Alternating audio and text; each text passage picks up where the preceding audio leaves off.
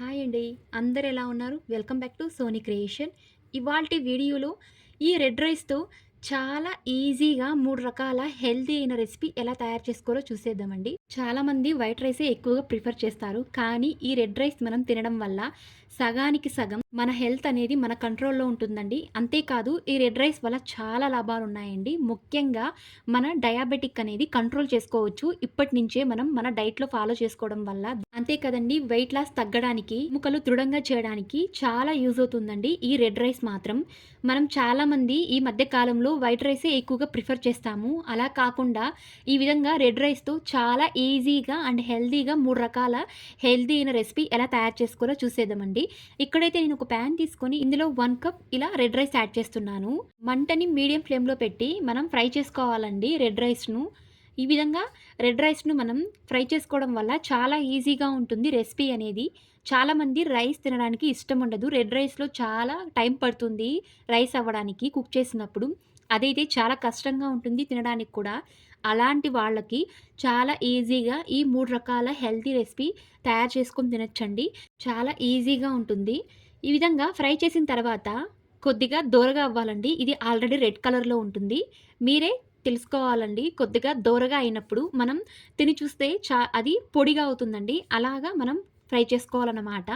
తరువాత ఇందులో నేను వేయించుకున్న, పొట్టు తీసుకున్న పల్లీలను యాడ్ చేస్తున్నానండి. ఇందులో అయితే ఈ విధంగా 1/4 కప్ యాడ్ చేస్తున్నాను. ఎందుకంటే వేయించి వేసుకోవాలంటే మనం రైస్ వేసుకున్నాం కాబట్టి అది వేగడానికి కొద్దిగా టైం పడుతుంది. అందుకే ఇలా వేయించిన పల్లీలే యూజ్ చేయండి. ఈ విధంగా ఫ్రై చేసుకున్న తర్వాత 2 మినిట్స్ వరకు ఇప్పుడు దీన్ని స్టవ్ ఆఫ్ చేసేయండి. పక్కన పెట్టేయండి. కొద్దిసేపు చల్లారనివ్వాలి. బాగా చల్లారిన తర్వాత ఇక్కడైతే నేను ఒక మిక్సీ జార్ తీసుకుంటున్నాను. బ్లేడ్ బాగున్న మిక్సీ జార్ తీసుకోండి. చాలా బాగా పౌడర్ అవ్వాలన్నమాట. ఎందుకంటే రెడ్ రైస్ కాబట్టి పొడిగా ఉండడమే చాలా బావుంటుంది. కచ్చాపచ్చాగా ఉంటే అస్సలు బాగుండదు. ఈ విధంగా జార్‌లో యాడ్ చేసి ఈ రైస్‌ను అండ్ పల్లీలను మనం బాగా మిక్సీ పట్టుకోవాలండి. పౌడర్‌లాగా చేసుకోవాలి. చూడండి ఈ విధంగా కచ్చా పచ్చాగా లేకుండా చాలా ఎక్కువగానే పౌడర్ చేసుకోవాలండి. చాలా బాగుంటుంది రెసిపీ అనేది. ఈ విధంగా తయారు చేసిన తర్వాత ఇప్పుడు అదే పాన్ పెట్టుకొని ఈ విధంగా నేను 1/2 కప్ బెల్లం యాడ్ చేస్తున్నానండి. దీని ప్లేస్‌లో మీరు బ్రౌన్ షుగర్ యాడ్ చేసుకోవచ్చు. చాలామందికి డయాబెటిక్ పేషెంట్స్ ఉంటారు కాబట్టి అలాంటి వాళ్ళు బ్రౌన్ షుగర్ యూజ్ చేయవచ్చండి. లేదంటే షుగర్ కూడా యాడ్ చేసుకోవచ్చండి. షుగర్ ఇష్టం లేని వాళ్ళకు ఇలా బెల్లం గానీ, బ్రౌన్ షుగర్ గానీ యూజ్ చేయవచ్చండి. ఎందుకంటే హెల్తీగా చేస్తున్నాం కాబట్టి బెల్లమే యూజ్ చేయండి. బాగా కరిగించుకోవాలి కొద్దిసేపు. అంతా కరిగిపోవాలి బెల్లమైతే. ఈ విధంగా కరిగించుకున్న తర్వాత నేనైతే వడగట్టుకున్నానండి సెపరేట్‌గా. ఎందుకంటే బెల్లం కాబట్టి కిందైతే డస్ట్ ఉంటుంది. రాళ్ళు చిన్న చిన్న రాళ్ళైతే వాటిని మనం వడగట్టుకోవాలి. అలాగే యూజ్ చేయకండి. ఈ విధంగా వడగట్టుకున్న తర్వాత ఇందులో దంచుకున్న యాలకుల పౌడర్ యాడ్ చేస్తున్నాను. తర్వాత 2 స్పూన్స్ నెయ్యి యాడ్ చేస్తున్నానండి. ఈ రెసిపీకి నెయ్యి వేస్తే చాలా బావుంటుంది. కమ్మగా ఉంటుంది. ఇలా నెయ్యి యాడ్ చేసుకోండి 2 స్పూన్స్. లేకపోతే ఆయిల్ కూడా యూజ్ చేసుకోవచ్చు. ఈ విధంగా నెయ్యి బాగా కరిగించుకోండి. మనం దీన్నైతే పాకం వచ్చేంత వరకు హీట్ చేసుకోవాలండి. జస్ట్ 5 మినిట్స్ వరకు హీట్ చేసుకుంటే చాలు టైమింగ్ అయితే. పాకం అయితే పట్టే అవసరం లేదు. టైమింగ్ అయితే చూసుకోండి. జస్ట్ 5 మినిట్స్ ఇలా మనం లో ఫ్లేమ్‌లో హీట్ చేసుకోవాలి. తరువాత ఇందులో అయితే ముందుగానే ఇలా పౌడర్ చేసుకున్న రైస్ పౌడర్‌ని ఇందులో యాడ్ చేసుకోవాలి. బ్రౌన్ రైస్ పౌడర్‌ను. ఈ విధంగా యాడ్ చేసి బాగా మిక్స్ చేసుకోవాలి. లో ఫ్లేమ్‌లో పెట్టి ఈ విధంగా కొద్ది కొద్దిగా యాడ్ చేసుకుంటూ కలుపుకోవాలండి. ఈ విధంగానే 5 మినిట్స్ వరకు ఈ విధంగా తిప్పుకుంటూ కుక్ చేసుకోవాలండి. ఎందుకంటే రైస్ కాబట్టి. ఇలా అంతా ప్రిపేర్ చేసిన తర్వాత ఇందులో అయితే కొద్దిగా ఈ విధంగా హీట్ చేసిన తర్వాత కొద్దిసేపు ఈ కన్సిస్టెన్సీకొస్తుందండి. అప్పుడు మనం స్టవ్ ఆఫ్ చేసేయాలి. కొద్దిసేపు చల్లారించాలండి. చల్లారించిన తర్వాత ఎండు కొబ్బరి ఈ విధంగా పొడి యాడ్ చేసుకుంటున్నానండి. ఈ విధంగా యాడ్ చేసుకోవడం వల్ల చాలా బావుంటుంది. టేస్టీగా ఉంటుంది. ఇలా కొద్దిగా యాడ్ చేసి అందులోకి బాగా మిక్స్ చేసేయాలి. చూడండి ఈ విధంగా అంతా మిక్స్ చేసిన తర్వాత కొద్దిగా నెయ్యి అనేది అప్లై చేసుకొని చేతికి ఈ విధంగా లడ్డూలాగా ప్రిపేర్ చేసుకోవాలండి. కొద్దిగా దీని మీద గార్నిషింగ్ అయితే కాజు పెట్టుకోండి. చాలా బావుంటుంది. అంతే అండి. ఫస్ట్ రెసిపీ అయితే రెడీ అయిందండి. రెడ్ రైస్‌తో చాలా ఈజీగా ఇలా రెడ్ రైస్ లడ్డూలు తయారు చేసుకోవచ్చండి. చాలా హెల్తీ అన్నమాట. ఈ విధంగా మనం తయారు చేసుకోవడం వల్ల పిల్లలకైతే ఎక్కువగా బేకరీ స్వీట్స్ పెట్టకుండా ఈ విధంగా హెల్తీగా చేసి పెట్టేయండి. ఇంట్లో ఉన్న ఐటమ్స్‌తోనే. ఇదైతే ఏకంగా 1 మంత్ వరకు నిల్వ చేసుకోవచ్చండి. ఈ విధంగా సమ్మర్ హాలిడేస్‌లో పిల్లలకు బయట షాప్స్‌లో కొనకుండా స్వీట్స్ అనేవి ఇలా ఇంట్లోనే హెల్తీగా తయారు చేసేయండి రెడ్ రైస్‌తో. హెల్తీకి హెల్తీ, పిల్లలకు చాలా ఆరోగ్యంగా ఉంటుంది. తప్పకుండా ట్రై చేయండి. ఈ రెడ్ రైస్‌తో లడ్డు అనేది చాలా పర్ఫెక్ట్‌గా వస్తుంది. రెసిపీ ట్రై చేసి ఎలా ఉందో ప్లీజ్ కమెంట్ చేయండి. అండ్ నచ్చినట్లయితే లైక్ చేయండి, సబ్స్క్రైబ్ చేసుకోండి. సెకండ్ రెసిపీ అండి రెడ్ రైస్‌తో. ఇక్కడైతే ఒక బౌల్ తీసుకున్నాను. ఇందులో 1 కప్ రెడ్ రైస్ యాడ్ చేస్తున్నాను. తరువాత ఇందులో హాఫ్ కప్ పచ్చ పెసళ్ళు, హాఫ్ కప్ ఉద్దిపప్పు, హాఫ్ కప్ కందిపప్పు. ఇక్కడైతే ఇవన్నీ మిక్స్ అండి. ఉలువలు, అనుములు అండ్ మినుములనమాట. ఇవైతే హాఫ్ కప్ తీసుకుంటున్నాను మొత్తంగా.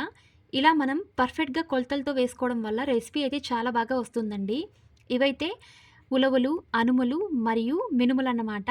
ఇవైతే తెచ్చినప్పుడు అన్నీ మిక్సింగ్ అయిపోయాయి. ఇవన్నీ హాఫ్ కప్ యాడ్ చేసుకోండి. మన ఇంట్లో ఏ పప్పులుంటే అన్నీ యాడ్ చేసుకోండి. కానీ ఈ క్వాంటిటీలో వేసుకోవాలన్నమాట. ఇవన్నీ యాడ్ చేసి బాగా మిక్స్ చేసి బాగా వాష్ చేసేయండి 3, 4 టైమ్స్. వాష్ చేసిన తర్వాత ఇందులో మంచినీళ్ళు యాడ్ చేసి రాత్రంతా అలాగే ఉంచేయాలి. బాగా నాననివ్వాలి. మార్నింగ్ అయితే చూడండి బాగా నానిపోయింది. ఇలా మిక్సీలో యాడ్ చేసి అన్నీ ఇలా కొద్దిగా ఆనియన్, పచ్చిమిర్చి, అల్లం, కొత్తిమీర ఇవన్నీ యాడ్ చేసి బాగా మిక్సీ పట్టుకోవాలండి. మెత్తటి పేస్ట్ చేసుకోవాలి. ఇందులో కొద్దిగా సాల్ట్ యాడ్ చేసి ఇక దీన్ని మనం దోసలు వేసుకోవడమే అండి. చాలా హెల్తీ అయిన దోస రెసిపీ అన్నమాట. మనం మామూలుగా రైస్‌తో వేస్తాము. అలా కాకుండా ఇలా చేయండి. చాలా మంచిదన్నమాట. ముఖ్యంగా డయాబెటిక్ పేషెంట్స్‌కి చాలా మంచిది. డైట్ చేసే వాళ్ళకి కూడా చాలా మంచిదన్నమాట. ముఖ్యంగా ఇదైతే వెయిట్ లాస్ అవ్వడానికి చాలా ఈజీగా ఉంటుందండి. Breakfast recipe. తప్పకుండా ట్రై చేయండి. ఈ రెడ్ రైస్‌తో ఇలా దోసలు చేసుకొని తినండి. ఎప్పుడు రైసే కాకుండా వైట్ రైస్ ఇలా రెడ్ రైస్‌తో ఇలాంటి బ్రేక్‌ఫాస్ట్ చేసుకోండి. చాలా ఈజీ అండ్ హెల్తీ కూడా. తప్పకుండా ట్రై చేయండి. ఎలా ఉందో ఈ రెసిపీ లైక్ చేయండి అండ్ కమెంట్ చేయండి. మూడవ రెసిపీ, ఒక బౌల్ తీసుకొని ఇందులో 1 కప్ రెడ్ రైస్ యాడ్ చేస్తున్నాను. హాఫ్ కప్ ఉద్దిపప్పు, 1 స్పూన్ మెంతులు ఇవన్నీ యాడ్ చేసి బాగా 3 టైమ్స్ లేదా 4 టైమ్స్ వాష్ చేసేయండి. ఇందులో కొద్దిగా మంచినీళ్ళు యాడ్ చేసి అలాగే 4 లేదా 5 అవర్స్ అలాగే ఉంచేయాలి. నాననివ్వాలి కొద్దిసేపు. 5 అవర్స్ నానిన తర్వాత ఒక మిక్సీ జార్ తీసుకొని ఇందులో కొద్దిగా రైస్ యాడ్ చేస్తున్నాను. మనం ముందుగా నానబెట్టుకున్న రైస్‌ను ఈ విధంగా మిక్సీ జార్‌లో వేసి బాగా పేస్ట్ చేసుకోవాలి. మెత్తటి పేస్టు.